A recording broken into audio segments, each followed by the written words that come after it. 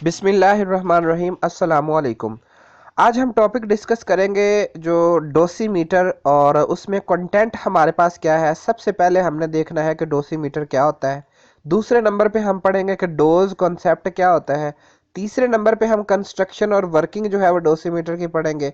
फिर हम types of dosimeter पढ़ेंगे। उसके बाद हमें जो जो डोसीमीटर करता क्या है और हु नीड अ डोसीमीटर के किसको डोसीमीटर की ज़रूरत होती है, और सबसे लास्ट पे हम देखेंगे कि रिक्वायरमेंट क्या होती है डोसीमीटर की।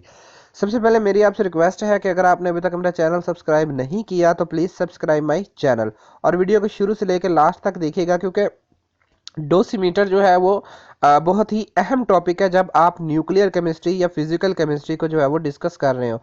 बल्कि जहाँ पर भी nuclear radiations, x-rays, gamma rays इनकी स्टडी आती है वहाँ पे हमें ये डोसीमीटर की ज़रूरत होती है। तो इसलिए लेक्चर को जो है वो बिल्कुल ध्यान से सुनिएगा। सबसे पहला हमने देखना है कि डोसीमीटर होता क्या है।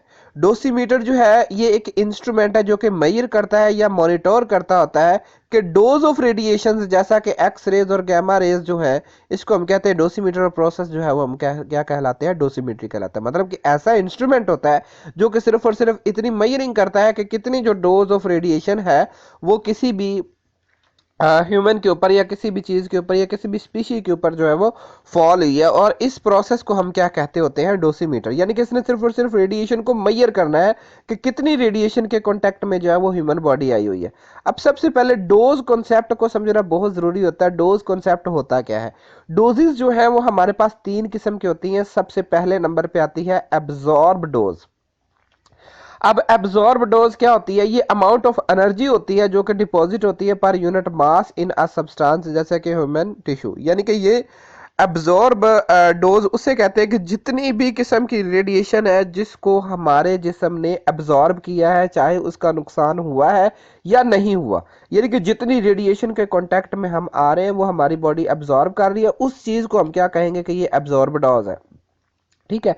मतलब ये कहने का है कि फर्ज करें हम सूरज की रोशनी में कांटेक्ट में आते हैं। अब सूरज की रेडिएशन हम पर फॉल करती है और हमारी बॉडी उसको एब्जॉर्ब करती है और बदले में हीट अप होती है। अब हमने ये नहीं देखना कि हीट अप हुई या नहीं, हमने सिर्फ ये देखना है कि कितनी सूरज की रोशनी जो है वो ह्यूमन बॉडी ने एब्जॉर्ब की है। उसको हम कहते हैं एब्जॉर्ब डोज, चाहे उसका नुकसान हुआ हो या ना हुआ हो। अब जो है ये एक ग्रे यूनिट में जो है वो हम मेजर करते होते हैं, और जो एक डोज जो है वो एक ग्रे के इक्वल होती है, जो कि एक यूनिट एनर्जी यानी कि एक जॉउल एनर्जी जो है वो 1 किलोग्राम बॉडी के ऊपर जो है वो 1 किलोग्राम का बॉडी है, उसने 1 जॉउल एनर्जी जो है वो एब्जॉर्ब की है, उसे हम कहेंगे कि ये 1 ग्रे है। दूसरी आती है हमारे पास जो डोज आती है वो आती है इक्विवेलेंट डोज। अब ये इक्विवेलेंट डोज ऐसी डोज होती है जो हमें डैमेज करती है। एब्जॉर्ब डोज क्या होती है कि सारी की सारी रेडिएशन जो हमारी बॉडी पर पड़ी है, चाहे उनका फायदा हुआ है या नुकसान, चाहे उन्होंने हमारी बॉडी को नुकसान पहुंचाया है या नहीं पहुंचाया, वो सारी की सारी एब्जॉर्ब डोज में आ जाती है। लेकिन इक्विवेलेंट डोज ऐसी डोज होती है जो कि कोई ना कोई हमारी बॉडी में एक बायोलॉजिकल इफेक्ट पैदा करती है। कहने का मतलब यह है कि हमारी बॉडी को नुकसान पहुंचाती है। अब जैसे कि 1 ग्रे अल्फा रेडिएशन जो है ये ज्यादा हार्मफुल होती है, जबकि 1 ग्रे जो है बीटा रेडिएशन की। उसकी वजह क्या होती है कि जो अल्फा पार्टिकल जो होते हैं वो ज्यादा हैविली चार्ज होते हैं और अपनी एनर्जी जो है वो ज्यादा से ज्यादा ट्रांसफर कर सकते हैं। अब यहाँ पे देखें तो इस एग्जाम्पल में ये चीज वाजिया दिखाई गई है, वाजिया बताई गई है कि अगर आप अल्फा और बीटा पार्टिकल की इंटरेक्शन में आते हैं तो अल्फा और बीटा पार्टिकल दोनों आपकी बॉडी अब्सॉर्ब करेगी, लेकिन उसमें जो आपको डैमेज करेंगे वो अल्फा पार्टिकल होंगे। तो जो अल्फा पार्टिकल की जितनी क्वांटिटी आपको डैमेज करेगी वो कहलाएगी इक्विवेलेंट डोज। इफेक्टिव डोज तीसरे नंबर पे। अब इफेक्टिव डोज क्या होती है कि the amount of radiation which bring damage to a specific organ. Amount of radiation जो कि किसी खास ऑर्गन को डैमेज करती है। अब देखिए इस चीज को समझे जरा कि हम रेडिएशन के कांटेक्ट में आए, हमारी जो रेडिएशन हमारी आंखों पर भी पड़ी, हमारे लंग्स तक भी पहुंच सकती है, हमारे स्टोमक तक भी पहुंच सकती है, और हमारे जो है वो लिवर तक, किडनी तक, हर हिस्से तक पहुंच सकती है। लेकिन हमने ये देखना है कि किस रेडिएशन ने कौन सा पार्ट जो है वो डैमेज किया है। फर्ज करें कि वो रेडिएशन जो आंखों को डैमेज कर सकती है वो हमारे लंग्स को नहीं करेंगी, तो ये इफेक्टिव डोज हो जाएगा। ठीक है। वो रेडिएशन जो हमारे जो लंग्स को डैमेज करेंगी वो हमारी किडनी को डैमेज नहीं कर सकती, तो ये इफेक्टिव डोज हो जाएगा। मतलब अब डोज क्या है कि अब्जॉर्ब डोज, दूसरी इक्विवेलेंट डोज, और तीसरी जो है इफेक्टिव डोज, एब्जॉर्ब डोज। जितनी हमारी जो है वो बॉडी के ऊपर रेडिएशन पड़ती है, हमारी बॉडी उनको अब्जॉर्ब कर लेती है, वो एब्जॉर्ब डोज हो गया। अब इफेक्टिव डोज क्या होगा, जो हमारी बॉडी में किसी किस्म का जो है वो डैमेज लाती है। अब मतलब किसी खास ऑर्गन के ऊपर डैमेज लाती है। इक्विवेलेंट क्या है, जो ओवरऑल डैमेज लाती है। तो अब given equivalent dose has higher risk of including fatal cancer भी हो सकता है लंग्स का, देन इन थायराइड ग्लैंड। मतलब जो हमारे पास एक इक्विवेलेंट डोज हो किसी भी रेडिएशन की अमाउंट ऑफ कोई भी अमाउंट हो, तो जो कैंसर का सबब बनती है हमारे लंग्स का, वो थायराइड ग्लैंड को किसी किस्म का जो है वो इफेक्ट नहीं करेगी। तो इस चीज को हम क्या कहते होते हैं, इफेक्टिव डोज। अब कंस्ट्रक्शन ऑफ डोसीमीटर में हम देखते हैं कि सबसे पहले हम देखें कि यह डोसीमीटर किन किन चीजों से मिलकर बना होता है। ये सबसे पहले एक शीट होती है, प्लास्टिक का कोई बैज वगैरह होता है। इसके ऊपर सबसे ऊपर वाला जो पार्ट होता है ये बेसिकली होता है कॉपर, एल्यूमिनियम, और प्लस हम इसमें कोई डोपिंग करते हैं जिसको हम एनपीएन या पीएनपी डोपिंग कर सकते हैं। ऊपर वाली शीट जो है ये इस मकसद के लिए बनाई जाती है।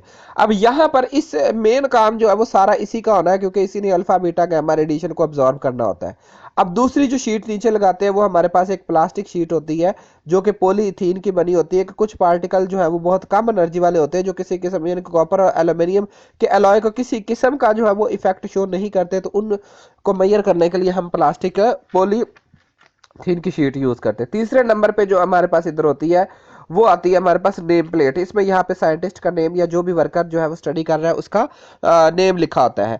अब सबसे पहले, अब ये तो इसकी कंस्ट्रक्शन होगी। अब वर्किंग देखें कि ये वर्क कैसे करता है। ये डोसीमीटर है, ये सिर्फ ऊपर वाले पार्ट को जो है वो हम डिस्कस करते हैं यहाँ पर।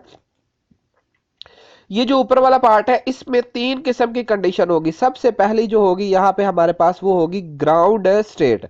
ग्राउंड स्टेट के बाद हमारे पास एक आएगी यहाँ पे मेटास्टेबल फॉर्म, यानी कि ये वाला जो एरिया मेटास्टेबल फॉर्म, और मेटास्टेबल के ऊपर जो है वो हमारे पास क्या चीज आती है, वो आता है एक्साइटेड स्टेट। तो अब ये इसका जो ऊपर वाला जो है कॉपर, एल्यूमिनियम और डोपिंग वाला मटेरियल है, ये हमने यहाँ पे इसके इन तीनों को या मुख्तलिफ किस्म के डोसीमीटर डिफरेंट टाइप के मटेरियल यूज करते हैं। तो लेकिन उनमें तीनों चीजें सेम होती है, ग्राउंड स्टेट होती है, एक मेटास्टेबल फॉर्म होती है और एक एक्साइटेड होती है। ये हमारे पास इलेक्ट्रॉन है, ठीक है। तो अब जैसे ही कोई किसी किस्म की जो रेडिएशन है वो इस इलेक्ट्रॉन पर आकर फॉल करती है, तो जैसे ही इस इलेक्ट्रॉन पे फॉल करती है, ये इलेक्ट्रॉन ग्राउंड स्टेट से क्या होता है, एक्साइटेड स्टेट में जाने के लिए मतलब चला जाता है, और ये मेटास्टेबल फॉर्म में जाकर यहाँ पे कैप्चर हो जाता है। क्योंकि यहाँ पे हमने डोपिंग की होती है, यहाँ पे हमने होल क्रिएट किया होता है। तो ये जो इलेक्ट्रॉन होता है ये जाकर यहाँ पे मेटास्टेबल फॉर्म में जो है वो मतलब ये देखे कि जैसे रेडिएशन पड़ी ये मेटास्टेबल रीजन में जाकर जो है वो वहां पे एग्जिस्ट करेगा और यहाँ पे पड़ा रहेगा जब तक हम फर्दर रीडिंग नहीं लेंगे। अब हमने रीडिंग लेने के लिए क्या करना पड़ेगा कि हम इस डोसीमीटर डिवाइस को लेंगे और डोसीमीटर रीडर में जो है वो हम इसको डालेंगे। तो ये हमारे पास तीनों स्टेट्स है। तो अब हमने क्या करना है कि इस इलेक्ट्रॉन के ऊपर जो है वो लाइट या इसको थोड़ा सा हीट करना है। तो क्या होगा कि ये इलेक्ट्रॉन एक्साइटेड स्टेट में जाएगा, एक्साइटेड स्टेट में जाने के बाद वापस ग्राउंड स्टेट में आ जाएगा और अमाउंट ऑफ एनर्जी जो है वो फिर क्या करेगा, ये रिलीज कर देगा। जब ये अमाउंट ऑफ एनर्जी रिलीज करेगा उसको हम मेजर कर लेंगे कि कितना जो है ये कितनी एनर्जी रिलीज हुई है, तो पता चल जाएगा कितने पार्टिकल एब्जॉर्ब हुए होंगे।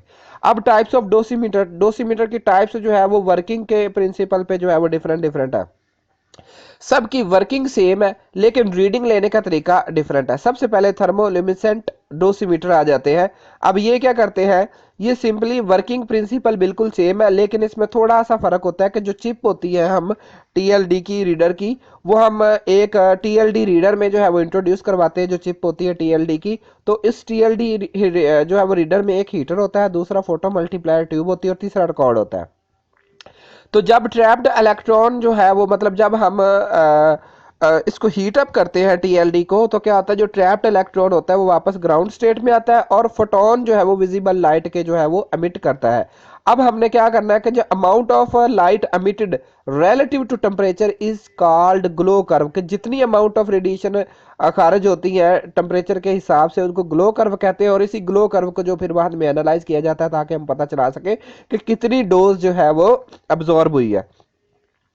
अब बहुत सारे टीएलडी जो है वो डोसीमीटर अवेलेबल, जिसमें लिथियम फ्लोराइड की शीट यूज हो सकती है, कैल्शियम सल्फेट यूज हो सकता है, कैल्शियम जो है लिथियम बोरेट यूज हो सकता है। ये डिपेंड करता है कि आप किस किस्म के रेडिएशन को डील कर रहे होते हैं। तो जहां पे कॉपर और एल्यूमिनियम की डोपिंग की थी, उनमें ये साथ उनकी जगह पर ये मटेरियल भी जो है वो यूज हो सकते हैं। अब ये कुछ इस तरह से थोड़ा सा दिखता है, इसको जो है वो पॉकेट पे जो है वो लगाया जा सकता है।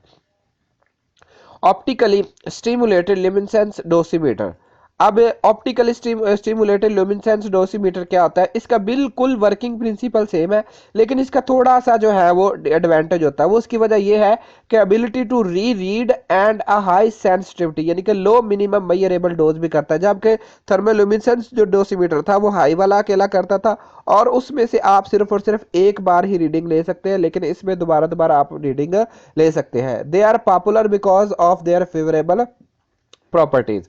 उसके बाद इसमें मेजर जो डिफरेंस है वो ये है कि थर्मोल्यूमिनेसेंस डोसीमीटर में हमें हीट अप करना पड़ता था, लेकिन यहाँ पे हमें सिर्फ और सिर्फ जब हम ओ एस एल डी जो यूज कर रहे हैं, इसमें सिर्फ और सिर्फ लाइट बीम जो है वो हमने थोड़ी सी पास करवानी होती है, तो इलेक्ट्रॉन जो है वो वापस ग्राउंड स्टेट में आकर जो है वो एनर्जी रिलीज कर देता है। मतलब इसको जो थर्मोल्यूमिनेसेंस डोसीमीटर है उसको आप हीट करके रीडिंग ले सकते हैं, जबकि जो है ये ऑप्टिकल स्टिमुलेटेड ल्यूमिनेसेंस डोसीमीटर है, इसको आप सिर्फ और सिर्फ लाइट फॉल करवा कर ही ले सकते हैं। ये कुछ इस तरह से जो है वो इसकी पिक्चर होती है जी। अब डायरेक्ट रीडिंग डोसीमीटर भी है। अब डायरेक्ट रीडिंग डोसीमीटर क्या होते हैं कि ऐसे डोसीमीटर होते हैं जो कि डायरेक्ट जो है वो रीडिंग भी शो कर देते होते हैं। यूँ कह लें कि ये डिजिटल डोसीमीटर भी कहते हैं। तो dose rates while they are being use, ये उसी तरह से जो है वो डोसीमीटर जो है वो डोज रेट बता देते हैं जब ये यूज होते हैं। Many direct reading dosimeter have alarms, इनमें अलार्म भी होते हैं और साउंड भी होते हैं। जब एक डोसीमीटर जो मतलब जब एक डोज की क्वांटिटी जो है वो जो जितनी सेट की होती है कि एक दिन में इतनी डोज जो है वो एक ह्यूमन बॉडी अब्जॉर्ब कर सकता है, जिसका उसको डैमेज कम से कम है, तो ये अलार्म के तौर पर मतलब ये बोलना शुरू कर देते हैं जब उस आप लिमिट को क्रॉस करते हैं। The most commonly use type display dose जो है वो रीडिंग इलेक्ट्रॉनिकली होती है, और जो है इसमें जो है वो जीएम डिटेक्टर भी जो है वो यूज हो सकता है। यानी कि इन्होंने क्या करना है, ये फॉरन रीडिंग बता देते हैं साथ साथ कि इतनी रेडिएशन अब अब्जॉर्ब हो चुकी है। ये कुछ इस तरह से होता है, और यहाँ पर जो है वो रीडिंग इसकी शो होती है। अब next, what does dosimeter do? एक डोसीमीटर क्या करता है? असल में डोसीमीटर किसी किस्म की प्रोटेक्शन हमें नहीं देता, सिर्फ और सिर्फ ये डिटेक्ट करता है और मेजर करता है रेडिएशन को जिस पर आप एक्सपोज होते हैं। यानी कि dosimeter can not detect low energy beta radiation, बिल्कुल लो एनर्जी वाली रेडिएशन को जो है ये डिटेक्ट नहीं कर सकते। सिर्फ और सिर्फ ये high energy beta radiation, gamma radiation और एक्स रेज वगैरह को जो है वो डिटेक्ट कर सकते हैं। तो ये एक डोसीमीटर का ये काम होता है। Who need a dosimeter? किसको जो है वो जरूरत होती है डोसीमीटर की? ऐसे पर्सन जो कि एक्सरेज मशीन चला रहे हो, रेडियो आइसोटॉप्स को डील कर रहे हो, तो या किसी किस्म की गैमा या हाई एनर्जी बीटा रेडिएशन के एक्सपोज्ड भी हो, तो उनको डोसीमीटर की जरूरत होती है, जैसा कि साइंटिस्ट हो गए।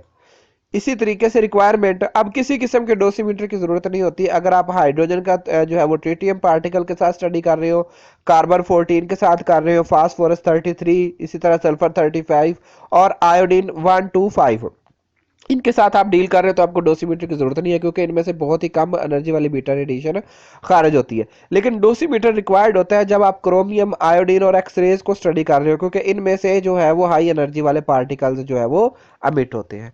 Thank you. अगर आपको ये लेक्चर अच्छा लगा हो तो प्लीज़ सब्सक्राइब माई चैनल। जज़ाक अल्लाह। अल्लाह ताला आपके और मेरे इल्म में इजाफा फरमाए।